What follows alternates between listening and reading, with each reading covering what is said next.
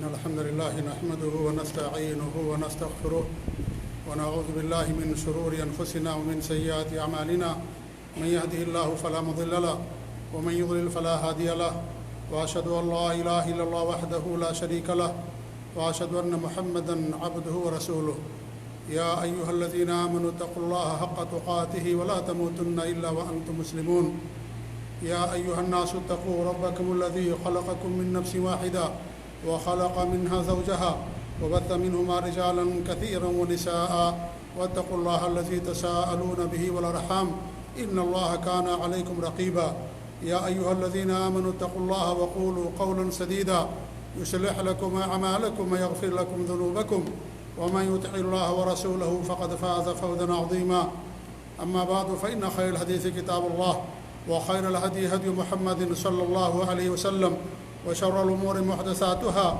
وكل محدثة بدعة وكل بدعة ضلالة وكل ضلالة في النار فأعوذ بالله السميع العليم من الشيطان الرجيم بسم الله الرحمن الرحيم وقال ربكم ادعوني يستجب لكم إن الذين يستكبرون عن عبادتي سيدخلون جهنم داخرين وقال رسول الله صلى الله عليه وآله وسلم الدعاء هو العبادة أو كما قال صلی اللہ علیہ وآلہ وسلم۔ معزز حاضرین جمعہ، اسلامی اور دینی بھائیوں، دعا بہت ہی اہم عبادت ہے۔ دعا مومن کا ہتھیار ہے۔ جو انسان اللہ تعالیٰ سے دعا نہیں کرتا، اللہ تعالیٰ سے نہیں مانگتا، اللہ رب العالمین اس سے ناراض ہوتا ہے۔ جا بجا قرآن و حدیث میں ہمیں دعا کرنے کا حکم دیا گیا ہے، کیونکہ ہم سب اللہ تعالیٰ کی رحمت کے محتاج ہیں۔ دعا کرنے میں بندے کی عاجزی اور انکساری ہے۔ جو بندہ دعا نہیں کرتا، گویا کہ وہ اپنے آپ کو یہ سمجھتا ہے کہ مجھے اللہ تعالیٰ کی، خالق کی، رب العالمین کی نعوذ باللہ کوئی ضرورت نہیں ہے۔ اسی لیے ایسے بندے سے اللہ رب العالمین ناراض ہوتا ہے۔ دعا کی قبولیت کے لیے اخلاص کا پائے جانا بے حد ضروری ہے۔ ساتھ ہی ساتھ اللہ کے رسول صلی اللہ علیہ وسلم کی سنت کے مطابق ہونا دعا، یہ بھی بہت ضروری ہے۔ بلکہ عبادت، دعا اور اعمال کی قبولیت کے لیے دو اہم شرطیں ہیں۔ دعا ہر بندہ کرتا ہے کیونکہ دعا بندے کی ضرورت ہے، لیکن کبھی کبھی ایسا ہوتا ہے کہ ہم دعا میں غلطیاں کر جاتے ہیں اور کچھ ایسی چیزیں کر بیٹھتے ہیں جو ہمیں نہیں کرنا چاہیے۔ آج کے درس میں انہی چند باتوں کی طرف ہم نشاندہی کرنے کی کوشش کریں گے۔ اللہ تعالی ہمیں اخلاص کے ساتھ دعا کرنے کی توفیق دے۔ اللہ ہماری دعاؤں میں اثر پیدا کرے، اللہ ہماری دعاؤں کو قبول فرمائے، اور اللہ رب العالمین ہمیں اپنے نبی کی سنت پر، توحید پر قائم رکھے، آمین رب العالمین۔ سب سے پہلی بات یہ ہے کہ اللہ تعالیٰ کے علاوہ کسی اور سے مانگنا یہ اللہ تعالیٰ کے ساتھ شرک ہے۔ یہ سب سے بڑا گناہ ہے۔ اللہ تعالیٰ اسے کبھی معاف نہیں کرے گا۔ ان اللہ لا یغفر ان یشرک بہ ویغفر ما دون ذلک لمن یشاء۔ اللہ ہر گناہ کو معاف کر سکتا ہے، لیکن وہ گناہ جو انسان کو ہمیشہ جہنم میں ڈال کر کے رکھے، شرک، کفر، نفاق، ان گناہوں کو چھوڑ کر کے باقی سارے گناہوں کو اللہ تعالیٰ معاف کر سکتا ہے۔ اللہ تعالیٰ کی مشیت کے تحت ہے، لہذا اللہ تعالیٰ کے ساتھ شرک کرنا یہ سب سے بڑا گناہ ہے۔ ہمارے نبی سوال کیا گیا ایو ذنب اعظم، سب سے بڑا گناہ کون سا ہے؟ تو ہمارے نبی نے فرمایا ان تجعل للہ ندا وهو خلقک، کہ تم اللہ تعالیٰ کے ساتھ کسی کو شریک کرو جبکہ اللہ ہی نے تم کو پیدا کیا ہے۔ خالق وہی ہے، مالک وہی ہے، معبود وہی ہے، رزاق وہی ہے، سب کا اللہ تعالیٰ کی ذات ہے، لیکن ہم اس کو چھوڑ کر کے کسی اور سے مانگیں، کسی فقیر سے، محتاج سے مانگیں، جس کے پاس کوئی اختیار نہیں، جس کے پاس کچھ نہیں، تو یہ حماقت بھی ہے، اللہ رب العالمین کے ساتھ شرک بھی ہے۔ جس کے ہاتھ میں ہوگا وہی دے گا۔ آپ کسی فقیر سے جا کر کے بنگلے کی درخواست کریں کہ مجھے بنگلہ دے دو، مجھے مال دے دو، مجھے دولت دے دو، مجھے 10 لاکھ قرض دے دو، بیچارہ وہ ایک ایک پائی کا محتاج ہے، وہ کیا دے گا آپ کو؟ کچھ نہیں دے سکتا ہے، کچھ بھی نہیں دے سکتا۔ وہ فقیر ہے اور محتاج ہے، تنگ دست ہے وہ۔ اللہ تعالیٰ ہی غنی ہے، ہم سب فقیر، ہم سب اللہ تعالیٰ کے محتاج ہیں۔ لہذا اللہ کے علاوہ کسی اور سے اگر کوئی مانگتا ہے، اللہ رب العالمین کے ساتھ شرک کرتا ہے۔ نمبر 2، اللہ تعالیٰ سے مانگنے کے لیے کسی کا واسطہ لینا، نبی کا واسطہ لینا، کسی پیر فقیر کا واسطہ لینا، کسی فرشتے کا، صحابی کا، کسی نیک شخصیت کا، نیک انسان کا، اس کے جاہ و مرتبے کا واسطہ لینا، یہ بھی شرک کا ذریعہ ہے، یہ بھی دین کے اندر ایک نئی چیز ہے۔ اگر انسان اسی کو سمجھتا ہے کہ ہی دینے والا تو اللہ تعالیٰ کے ساتھ شرک ہے، لیکن اگر اس کے واسطے سے اس کے طفیل میں مانگتا ہے یہ بھی شرک کا ذریعہ ہے۔ بہت سارے لوگ دعائیں کرتے ہیں اللہ تعالیٰ نبی کے طفیل میں ہمارے گناہوں کو معاف کر دے، نبی کے صدقے میں، عبد القادر جیلانی پیران پیر کے صدقے میں، فلاں کے طفیل میں، فلاں کے واسطے سے اللہ تعالیٰ تو ہماری دعاؤں کو قبول فرما لے، یا ہمیں بیماری سے نجات دے دے، یا اللہ تعالیٰ تو ہم پر رحم فرما، اس طریقے کی دعائیں کرتے ہیں، یہ بھی شرک کا ذریعہ ہے، یہ ناجائز ہے۔ آپ ڈائریکٹ اللہ تعالیٰ کو پکاریے، اللہ دینے والا۔ ربنا آتنا فی الدنیا حسنہ ربنا ظلمنا انفسنا، اللہ نے قرآن کریم کے اندر کتنی دعائیں بیان کی ہیں، کہیں پر کوئی واسطہ نہیں بیان کیا گیا۔ اللہ نے آپ کو پیدا کیا بغیر واسطے کے، اللہ نے کسی پیر فقیر سے مشورہ نہیں لیا، تو اللہ تعالیٰ جہاں پیدا کرنے میں اکیلا ہے، سب کا خالق اور مالک ہے، وہی سب کی دعاؤں کو سننے بھی اکیلا ہے اور وہی سب کی دعاؤں کو سننے والا۔ لہذا اللہ تعالیٰ کے سے مانگنے کے لیے کسی کا واسطہ لینا، اس کے جاہ کا، اس کے منصب کا، اس کے مرتبے کا یہ حرام ہے۔ اللہ کے رسول اللہ تعالیٰ سے دعا کرتے تھے، سارے انبیاء اللہ سے دعا کرتے تھے ڈائریکٹ، صحابہ کرام اللہ تعالیٰ سے دعا کرتے تھے۔ ہم نماز میں کیا دعائیں پڑھتے ہیں؟ رب اغفر لی وارحمنی واہدنی، یا اس طریقے سے اور دعائیں، انسان ڈائریکٹ اللہ تعالیٰ کو پکارتا، وہی دینے والا، وہی دعاؤں کو سننے والا۔ اس لیے کسی کے صدقے اور طفیل میں دعا مانگنا یہ بدعت ہے، شرک میں پڑنے کا ذریعہ اور سبب ہے یہ۔ اس لیے اس سے بچنا انسان کے لیے بہت ضروری ہے کہ انسان ڈائریکٹ اللہ تعالیٰ کو پکارے۔ اللہ نے کتنی دعائیں قرآن کریم کے اندر بیان کی ہیں، تقریباً ہر نبی سے دعائیں بیان کی اللہ رب العالمین نے، اکثر نبیوں سے سب نے ڈائریکٹ اللہ رب العالمین کو پکارا، اللہ تعالیٰ کو پکارا، اللہ رب العالمین کی دعاؤں کو قبول کیا۔ اس لیے ہمیں ڈائریکٹ اللہ تعالیٰ سے بنا کسی کے واسطے کی ضرورت نہیں ہے۔ دنیا کی مثال نہ لیں یہاں پر کہ بادشاہ کے پاس جانے کے لیے ہمیں وزیر کی ضرورت پڑتی ہے، یہ سب غلط مثال ہے۔ یہ اللہ رب العالمین کی مثال بادشاہوں سے دینا غلط ہے یہ، اور اس طریقے سے اللہ رب العالمین ہماری تمام چیزوں سے واقف ہے۔ دنیا کے بادشاہ واقف نہیں ہوتے، ان کے پاس علم نہیں ہوتا، جب وہ کسی وزیر کے ذریعے انسان جاتا ہے تب ان کو سنتے ہیں۔ اللہ تعالیٰ کی ہاں تو اللہ نے ابلیس کی بھی سن لیا، اللہ نے سے دعا کیا نا، جب اللہ نے اس کو نکال دیا جنت سے، کہا کہ اللہ تعالیٰ تو مجھے رب انظرنی الی یوم یبعثون، اللہ تعالیٰ تو ہمیں قیامت کے دن تک چھوڑ دے، جب تک دوبارہ زندہ لوگوں کو اٹھایا جائے تب تک مجھے ڈھیل دے دے۔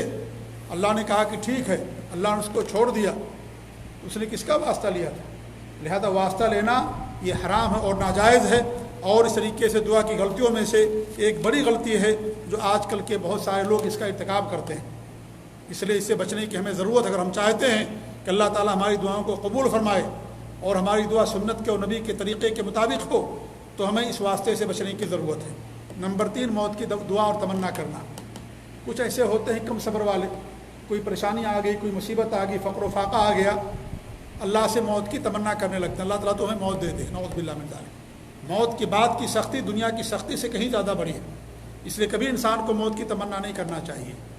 کوئی بھی مصیبت آ جائے انسان صبر کرے، اللہ تعالیٰ سے دعا کرے، اسباب اختیار کرے، لیکن موت کی تمنا کرنا، ایسے ہیں بہت سارے لوگ بیمار ہیں کئی سالوں سے، اللہ مجھے موت بھی نہیں دیتا، اللہ تو مجھے موت دے دے، اس طرح کے الفاظ انسان دعا کرتا ہے۔ یہ ایسی دعا کرنا بالکل صحیح نہیں ہے انسان کے لیے۔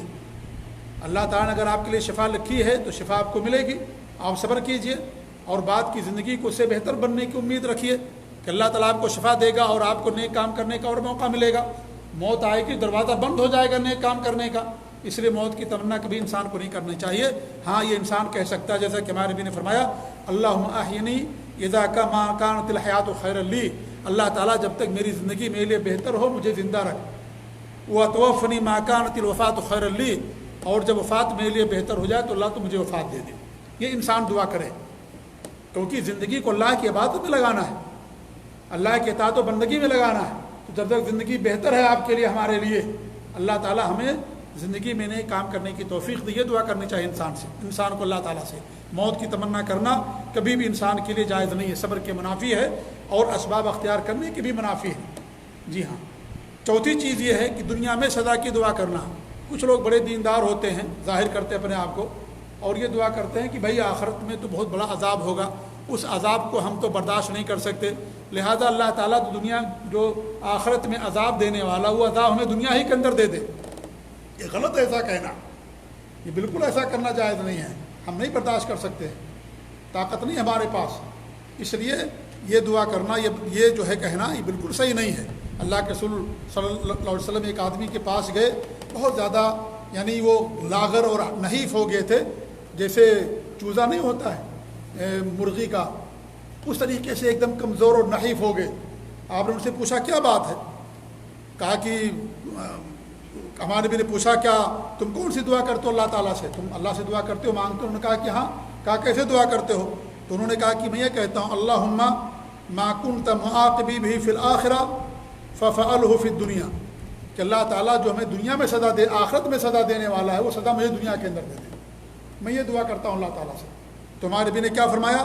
سبحان اللہ، اللہ کی ذات پاک ہے، اللہ ہر عیب سے ہر نقص سے پاک ہے، لا تطیقہ ولا تستطیعہ، تم اس کی طاقت نہیں رکھتے، تمہارے پاس کی استطاعت ہی نہیں ہے کہ وہ سزا آخرت کی دنیا کے اندر تم برداشت کر سکو، اس لیے تم یہ کہو اللہم ربنا آتنا فی الدنیا حسنہ وفی الآخرۃ حسنہ وقنا عذاب النار، اللہ دنیا اور آخرت کی بھلائی تمہیں عطا فرما، دنیا میں بھی خیر دے، آخرت کے اندر بھی خیر دے، اور اللہ تعالیٰ تمہیں جہنم کے عذاب سے بچا۔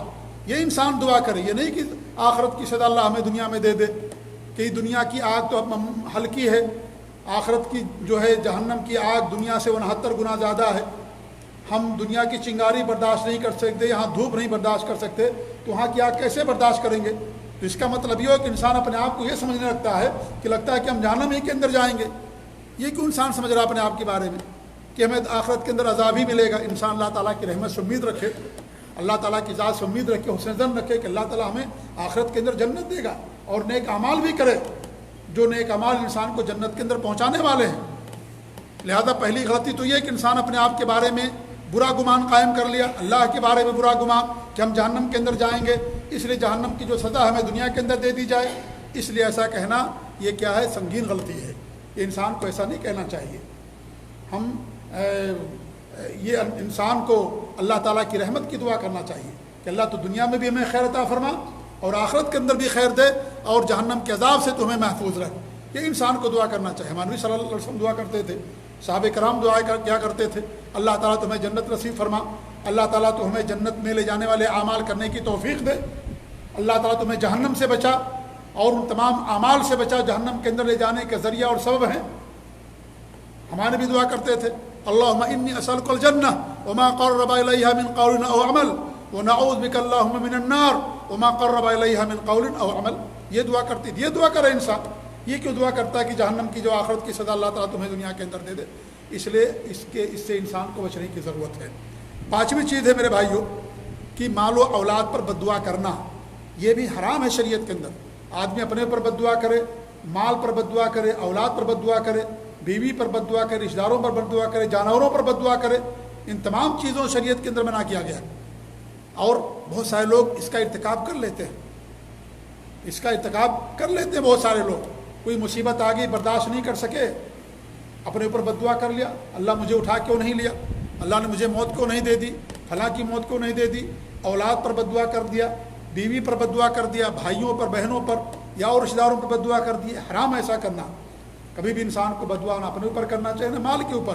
یہ مال اللہ تعالیٰ کا فضل ہے، اللہ نے آپ کو مال دیا ہے، اس مال کو اللہ تعالیٰ کی اطاعت و بندگی میں لگائیے، مال کو اللہ کی راہوں میں خرچ کیجیے۔ مال تو یہ فی نفس ہی تو اللہ کی طرف سے ہے، صحیح آپ کے لیے، لیکن اگر آپ اسے غلط استعمال کریں گے تب غلط ہوگا۔ وہ مال غلط جگہ پر استعمال کریں گے تب غلط ہوگا، مال غلط جگہ سے آپ لیں گے یا کمائیں گے تب غلط ہوگا، ورنہ مال تو خیر ہے، مال تو اللہ تعالیٰ کا فضل ہے، اللہ جس کو چاہتا اسے دیتا ہے۔ لہذا مال کے اندر کوئی برائی نہیں ہے، برائی انسان کے اندر ہے کہ انسان اس مال کو غلط جگہ پر خرچ کرتا، برائی کی راہوں پر خرچ کرتا۔ اس لیے مال پر بد دعا مت کیجیے کہ اللہ تم سے مال کو چھین لے، اللہ تو اولاد چھین لے، نعوذ باللہ من ذالک، یا بیوی کو چھین لے، بھائیوں کو چھین لے، یا اپنے آپ کو چھین لے، مجھے یعنی اپنے موت کی بد دعا کرے انسان، تو یہ چیز شریعت کے اندر حرام ہے۔ حدیث کے اندر آتا کہ لا تدعوا علی انفسکم ولا الا بالخیر، اگر دعا کرنا ہے اپنے اوپر تو خیر کے ساتھ دعا کرو، ورنہ بد دعا مت کرو اپنے اوپر کبھی. اور نہ ہی ولا تدعوا علی اولادکم، نہ اپنے بچوں پر بد دعا کرو. ولا تدعوا علی اموالکم، نہ اپنے مال کی بد دعا کرو، یعنی مال کی بربادی کی بد دعا مت کرو کہ اللہ تم مال مجھ سے چھین لے. کبھی انسان کو بد دعا نہیں کرنا چاہیے کہ مال مجھے ملا ہے تو اگر برائی کر رہا ہے انسان تو اللہ دعا کرے کہ اللہ تم مال کو چھین. نہیں بھئی، اپنی اصلاح کیجیے، اس مال کو اللہ کی راہوں میں استعمال کیجیے، خرچ کیجیے، بد دعا مت کیجیے اس مال کے ختم کرنے کی. اور پھر اللہ کے رسول کیا فرماتے ہیں، لا توافقوا من اللہ ساعة یسأل فیہا عطاء فیستجیب لکم. صحیح مسلم کی روایت ہے کہ ہو سکتا ہے کہ جس گھڑی آپ اللہ سے مانگ رہے ہو وہ گھڑی دعا کی قبولیت کی ہو اور تم بد دعا کرو، اللہ تعالیٰ تمہاری بد دعا قبول کر لے. اس لیے کبھی بھی انسان کو بد دعا نہیں کرنا چاہیے. چھٹی چیز ہے قطع رحمی کی بد دعا کرنا. قطع رحمی یعنی قطع رحمی کا مطلب کیا ہے؟ رشتہ داروں کے حقوق نہ ادا کرنا. رشتہ داروں کے حقوق نہ ادا کرنا، ماں باپ کے حقوق نہ ادا کرنا، بال بچوں کے حقوق نہ ادا کرنا، جو آپ کے رشتہ دار ہیں ان کے حقوق نہ ادا کرنا، اس کی انسان بد دعا کرے. یہ بھی جو ہے شریعت کے اندر اس سے منع کیا گیا ہے کہ اللہ تعالیٰ، بہت سارے لوگ ہوتے ہیں اگر دیکھتے ہیں دو رشتہ داروں کے اندر کوئی زیادہ دشمنی اور عداوت ہے تو کیا بد دعا کر دے کہ اللہ تعالیٰ ان دونوں کو ختم کر دے، اللہ دونوں کے درمیان جدائی ڈال دے. دو میاں بیوی ہیں، آپ کے خاندان کے رشتہ دار ہیں، انسان کے لیے بد دعا کرنا شروع کر دیتا ہے. تو یہ قطع رحمی ہے. یہ ہمیں صلہ رحمی کا حکم دیا گیا کہ ہم صلہ رحمی کریں، ان کے حقوق ادا کریں، ان کے ساتھ بہتر معاملہ کریں، ان کے ساتھ خیر اور نیکی کا معاملہ کریں، ان کے ساتھ برائی نہ کریں، ان کے ساتھ قطع رحمی کی اور بری کی دعا، برائی کی بد دعا نہیں کرنا چاہیے. شریعت کے اندر حرام اور ناجائز ہے. اس طریقے سے اللہ رب العالمین کی رحمت کو خاص کر دینا. کچھ لوگ ایسے ہوتے ہیں کہ اللہ تعالیٰ تو مجھے صرف معاف کر، فلاں کو نہ معاف کر، یا صرف مجھے اولاد دے دے، فلاں کو اولاد مت دے، یا اس طریقے سے تو مجھے یعنی میری صرف مغفرت فرما، کسی اور کی مغفرت نہ فرما، تو مجھے صرف روزی دے دے، فلاں کو روزی مت دے. حرام ایسا کہنا. اللہ روزی دینے والا. آپ کون ہوتے اللہ تعالیٰ کو کہنے والے؟ ہم کون ہوتے ہیں کہنے والے کہ اللہ تو فلاں کو روزی مت دے، فلاں کا اولاد مت دے؟ کون ہوتے ہم کہنے والے؟ روزی کا دینے والا اللہ تعالیٰ، وہی رزاق ہے. اللہ کا فضل، اللہ تعالیٰ جس کو چاہتا ہے اسے دیتا ہے. اس لیے یہ کہنا کیا ہے، یہ بالکل صحیح نہیں ہے شریعت کے اندر. یہ حرام، اللہ تعالیٰ کی رحمت کو جو ہے خاص کر دینے والی بات ہے، کہ اللہ تعالیٰ کی رحمت سب کے لیے ہے، سب کے لیے عام ہے. اللہ پر حکم چلانے والی بات ہے. آپ اللہ پر گویا کہ حکم چلا رہے ہیں، اللہ کو حکم دے رہے ہیں، جبکہ اللہ تعالیٰ پر کوئی حکم نہیں چلا سکتے. نعوذ باللہ. یہ اللہ تعالیٰ جس کو چاہتا ہے دیتا ہے، اللہ تعالیٰ کے اختیار اس کی مشیت کے اندر ہے. لہذا ایسی کرنا بھی انسان کو کبھی نہیں کرنا چاہیے. 8ویں چیز یہ ہے کہ کچھ لوگ دعا نہیں کرتے، دوسروں کی دعاؤں پر اکتفا کرتے ہیں. کہتے ہیں ہم تو بہت گنہگار ہیں، اللہ میری دعا نہیں قبول کرے گا، تو دوسروں ہی سے ہمیشہ کہیں گے میرے لیے دعا کیجیے، میرے لیے دعا کیجیے، میرے لیے دعا کیجیے. ٹھیک ہے، دوسروں سے کہنا آپ کے لیے جائز ہے، لیکن خود آپ بھی دعا کیجیے نا، ہم بھی خود دعا کریں. یہ کیوں سوچتے ہیں کہ اللہ تعالیٰ ہماری دعا قبول نہیں کرے گا؟ اللہ تعالیٰ بہتر جاننے والا، کس کی دعا قبول کر لے، کس کی دعا اللہ تعالیٰ قبول نہ کرے. اس لیے سوچنا کہ ہمیشہ دوسرے سے دعا کرانا، کبھی خود نہ دعا کرنا اپنے لیے، یہ بھی کیا ہے، یہ بھی صحیح نہیں ہے. جی ہاں، اللہ تعالیٰ مستر کی، جو انسان بے کس ہوتا ہے، اما یجیب المستر اذا دعا، کون ہے جو مستر کی دعا سنتا اللہ کے علاوہ؟ آپ مستر ہیں، مجبور ہیں، پریشان حال ہیں، اس وقت دعا کرتے ہیں، اللہ تعالیٰ اس دعا کو قبول فرماتا ہے. آپ جسے کہیں گے اس کے اندر وہ اخلاص نہیں ہوگا، اس کے اندر وہ چیز نہیں ہوتی ہے. انسان کے اندر بے قراری رہتی ہے کہ انسان پریشان اور مجبور ہے، اس لیے جب وہ دعا کرتا ہے اللہ تعالیٰ اس کی دعا کو قبول فرماتا ہے. تو انسان خود دعا کرے، دوسروں سے بھی درخواست کرے. جو انسان زندہ ہے ان سے، مردے سے نہیں دعا کی درخواست کرنا کہ آپ میرے لیے دعا کرو. مردے نہیں سنتے ہیں. جی ہاں، اور نہ مردے کسی کے لیے دعا کرتے ہیں، وہ تو ہماری دعاؤں کے مستحق محتاج ہیں کہ ہم ان کے لیے دعا کریں. یہ کبھی نہ کرنا کہ پیر صاحب، فلانے صاحب جو مر چکے ہیں، یا والد صاحب جو وفات پا چکے ہیں، آپ میرے لیے دعا کر دیجیے. نہیں، زندہ انسان دعا کرتا ہے مردوں کے لیے، مردے زندہ کے لیے دعا نہیں کرتے. ہماری باتوں کو سنتے ہی نہیں تو دعا کہاں سے کریں گے؟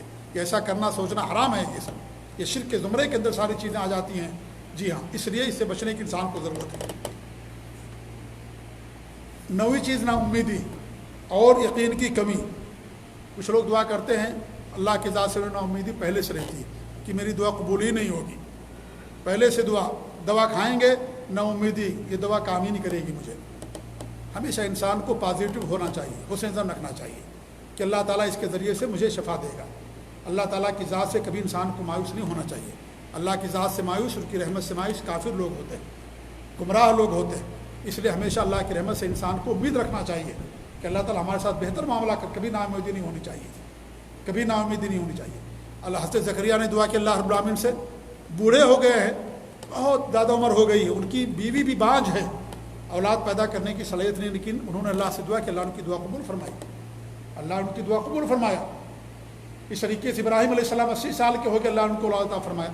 اس لیے کبھی انسان کو نا امید نہیں ہونا چاہیے۔ کچھ لوگ ہوتے ہیں کہ بھئی ان کی عمر زیادہ ہو گئی، بچے نہیں ہو رہے ہیں، تو کیا کرتے ہیں وہ لوگ، بھئی ہمیں اولاد نہیں ہوگی، مایوس ہو جاتے اللہ کی ذات سے۔ نہیں، دعا کیجئے، دعا بھی کیجئے، اللہ تعالیٰ انسان کو دینے والا ہے، آپ کے حق میں اگر بہتر ہوگا اللہ تعالیٰ انشاءاللہ ضرور آپ کو دے گا، اس لیے کبھی مایوس نہیں ہونا چاہیے۔ اور کبھی ایسا ہوتا ہے کہ کسی کو اولاد نہیں ہوئی، کسی سے اولاد اس نے لے لیا، اڈاپٹ کر لیا، اور پھر اس کے بعد جو ہے اس کے ساتھ بچہ پیدا ہو جاتا ہے۔ ابھی جبیل کا کیسے ہی ایک خاتون ہیں اور جو ہے ان کی اولاد نہیں تھی، انہوں نے اپنی بہن کے بیٹے کو لے لیا، 3 سال پہلے کی بات، 2 سال بعد اللہ نے ان کو بچی دے دیا، 2 سال کے بعد۔ دیکھیں صبر نہیں کر سکے وہ، ٹھیک ہے کسی کو بچوں کو لیا، آپ پالیں گے، پوسیں گے، تعلیم دیں گے، ٹھیک ہے، لیکن معاملہ اس سے اوپر جا چکا ہے۔ کیا ہے، باپ جو اصل اس کا نام مٹا دیا جاتا ہے، پاسپورٹ بنایا اپنے نام پر، باپ کا نام نہیں ہے، ماں کا نام نہیں ہے، یہ غلط ہے ایسا کرنا۔ بیٹے کی نسبت باپ کی طرف کی جائے گی، باپ کے علاوہ کسی اور کی طرف کرنا حرام ہے شریعت کے اندر، یہ ناجائز ہے، یہ بڑا جرم ہے۔ یہ جو اگر کوئی آدمی بیٹے کو لیتا ہے کسی کو پالنے پوسنے کی حد تک ٹھیک ہے، تعلیم دے، اللہ نے پیسہ دیا آپ کو، کوئی مسئلہ نہیں، لیکن یہ کہ آپ اس کا نام اپنا نام دے دیں، باپ کا نام ختم کر دیں، ہر جگہ پیپر میں اور ہر جگہ ڈاکومنٹس میں، گورنمنٹ کے تمام کاغذات میں باپ کا نام اپنا لکھا دیں، حرام ہے ایسا کرنا، بالکل جائز نہیں ہے یہ۔ کبھی کبھی ایسا ہوتا ہے کہ بیٹے کو پتہ بھی نہیں چلتا کہ ہمارا اصلی باپ کون ہے، وہ صلہ رحمی کیسے کرے گا، وہ اپنے باپ کا وارث ہوگا، اگر اسے پتہ نہیں میری ماں اور میرا باپ میرا بھائی کون ہے تو کیسے اس کا وارث ہوگا وہ۔